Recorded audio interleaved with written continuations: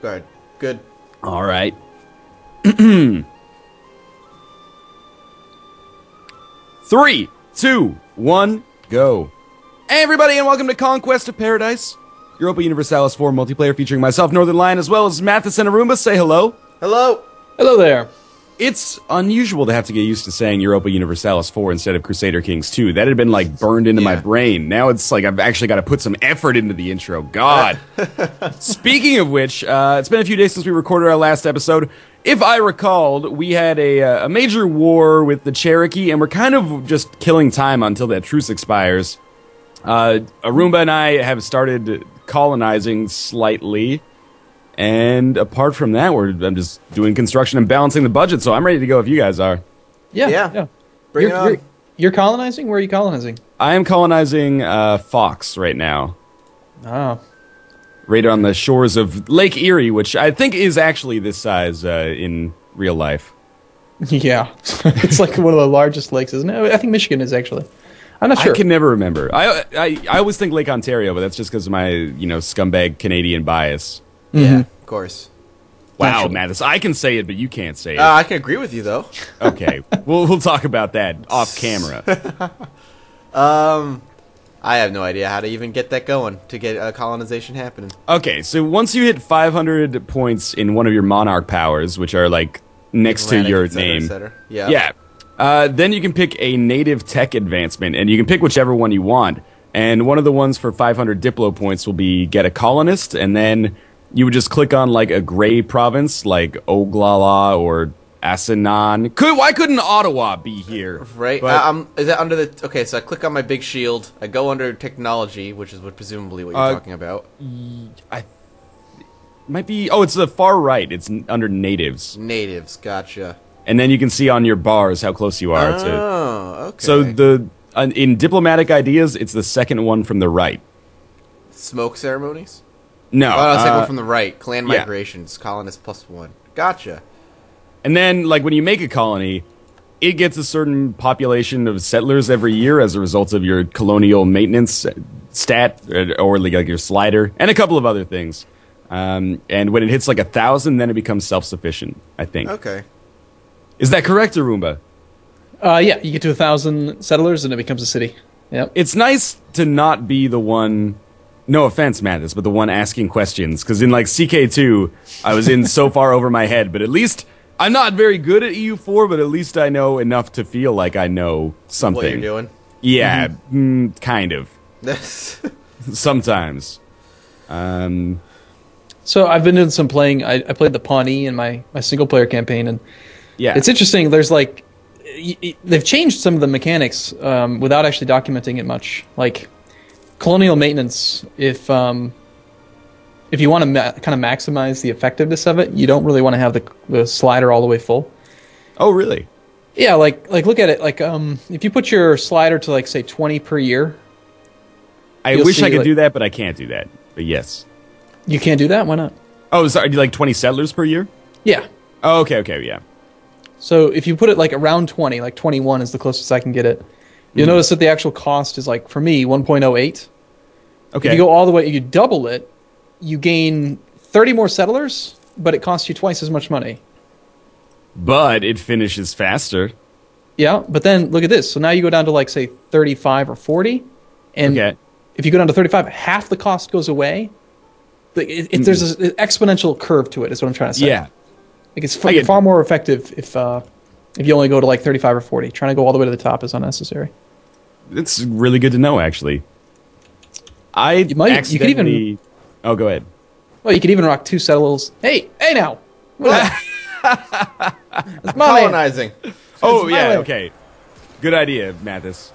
You're colonizing, you have no morale. You're about to lose to... why did I have no morale there? I think your army maintenance stat, or your slider might be at 0. Maybe. Yeah. Or really low. What are you doing over here? I don't know why he's running away over there. I can't control him right now. That's where he decided to flee, is all the way back to Iowa. Interesting. He's attacking you, clearly. Yeah, I'm just invading your lands now. I'm sorry. I was wondering what was going on with that. Mm-hmm. Yeah, that was what it was. All right, Arumba. Super low. I have a real question about native advancement. So I was playing some off-camera last night, and All three of like the ultimate admin, diplo, and military ideas are minus 100% cost to military technology or admin or diplo. Does that only apply after you westernize? No, it's if you look at your technology screen, you'll see that you have a 250% penalty. So minus 100. I'm going to lose my settlement too. I see what you're saying though, but yes. So minus 100 just means that you, instead of having a 250% penalty, you'll have a 150% penalty. Okay. So it's still a net penalty. The first thing I saw when I saw that was, really? Technology's free? That sounds good. Yeah, that's what I was going with too. I was like, oh, I can get it so much faster now. Yeah, 100%. That's awesome. But sadly, it does not work that way. Let's try that again. The problem is I want to keep my army maintenance slider at like 0, but then the natives rise up. I thought I was safe because I actually had a pop-up that was like, the natives have lost ferocity, and I was like, yeah. Who wouldn't in the face of this glorious empire? Oh my god, they're gonna kill my fucking troops again. Yep, there goes my settlement. Why do you keep losing the settlement? Because my economy's so busted that I can't settle, basically, because I can't keep my army maintenance above like where it needs to be. Well, why don't you tune back the colonial maintenance and buff up army maintenance a bit? That's probably like a really smart idea. Yeah, you have a very good point. Would you rather have the colony survive, or... I don't like your tone, mister. I know, it's common sense. No. Nothing in the Paradox Grand Strategy games is common sense until you learn it for the first time. Mm-hmm. Well, after playing my single-player campaign, I definitely feel like there's some things about this expansion that they could have done better with, like, be very, very careful about that reform government button. Because it doesn't say it anywhere in there, but, oh, by the way, you lose every single building that you build. All of them. Oh, what do you mean when you reform government, like to make it westernized or something? Well, first, before you can westernize, in the natives tab, you have to reform your government. Because it starts as like a native council. Yeah, so you're going to lose everything, all those things. You lose your colonists, you lose your the diplomatic reputation, the better relations over time. You lose everything, all those things, and all of your buildings. So you don't want to actually spend thousands of gold building stuff, because you're just going to lose it all. That was the other thing. I was talking on Twitter last night with some other people that are playing the expansion, and I was like, I'm theory crafting like when migration is actually useful, and I don't understand, because it seems like if you build like those buildings that give you better economy early on, you would never want to migrate because you would just lose out on all like the long-term advantages of having them. Mm-hmm. Well, you can only migrate if you're a one-province miner.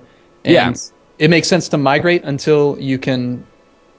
migration basically speeds up one-province miners' ability to get the native ideas. Okay, because you get monarch points. Yeah, you get 150 points every time you do it. And I get you. If you take the first native diplomatic idea, minus 25% native cooldown, and intentionally go down to -3 stability, then you have minus 25 and minus 30% migration cooldown. I see. Is your EU4 still working? Yes. Yeah. Because I am like totally frozen here. Okay. So maybe I will rejoin you guys in a second. Let's hope you do. Like the game's still ticking. Not seeing. I can't do anything. You want to bring it down to like a speed 3 or 2 right now? Yeah, or just pause it and then like save and I'll rejoin. Okay, cool. Okay, you are. You are. What's going on? Okay, so Arumba, 1459, June 7th. Yeah. Northernlion, 1458, December 24th. You froze on Christmas Eve. Well, on mine, it's Christmas Day. I think that's the problem. I actually, ever since the expansion, I've had, not frequent, but that's the second freeze I've had in, like, the last 2 days. Okay. That's not good. Okay, well, do you want to... Yeah, we can just take a break and then reload in and we'll splice them. And we're back. Without further ado, I guess we can get started. I apologize for those technical difficulties, but yeah, you better I assume it was mostly out of my hand, although it's mostly your fault. It could be, honestly. Maybe I'm making some kind of terrible mistake we'll only figure out later, but... Now, to not lose half of my colonies. Like literally over the course of the 8 or 9 minutes that we've been doing this so far, I think I've lost 2 colonies. How long does it take for a colony to become part of your land? As soon as it gets to 1,000. Yeah. Yeah, like if you look at your colony, you can see like the settlers bar. Mm-hmm. As soon as it gets to 1,000. Gotcha. And it looks like it's going to take like 20 years if you're gaining like 50 a year. Yeah, that's what I'm getting. But it gets altered by some things. Yeah, it's kind of like a each snowball. month I have like a chance to gain 25 more. Yeah. Right, but that also grows depending upon how big the settlement is. Okay. Like you see where your settler is? Yep. My guy's name is like Chika Kushta something. I got nailed it. You see the green bar below him where it says building a colony? Yep, I'm gonna lose this colony. If you hover over that, you need if you have. Yeah, I lowered the maintenance on purpose there, but you can't do that. But if you hover over where the building a colony is. Anyway, oh my god, you're the luckiest fucking man. I'm hovering over building a Wadi colony thingy. I've got Chikakwisht Sekapanatig. Oh man. Yeah, that's the guy. Yep. Yeah. It's a 16.7% chance of gaining 25 people. So every single month, on the beginning of the month, you have a 16% chance of getting an extra 25 people, and then it calculates out the average growth for you. But the bigger the colony gets, the more effective he is. Okay, so by the time it's like 800 people, he'll add like 200 people a year to it. Okay, that's always good. I'm going broke, so I might have to take out a loan. They speed up pretty quick. That's good.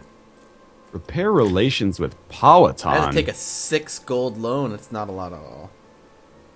You'll probably be fine. I will say, though, I have been in like a spiraling loan situation, which is not a fun place to be in, where you're like taking loans to pay off other loans. Because every time you take a loan, it causes your inflation to go up. And like, it's not the worst thing in the world unless you get far too much of it, and then it's a real problem. Can you explain inflation to me in the game? Like, what is? I don't even know inflation very much anyway. I usually just like mouse over it. Wait, no. Yeah, so your inflation, if you go over the percentage, every percent, it's like 1-to-1 with how much things cost. Okay.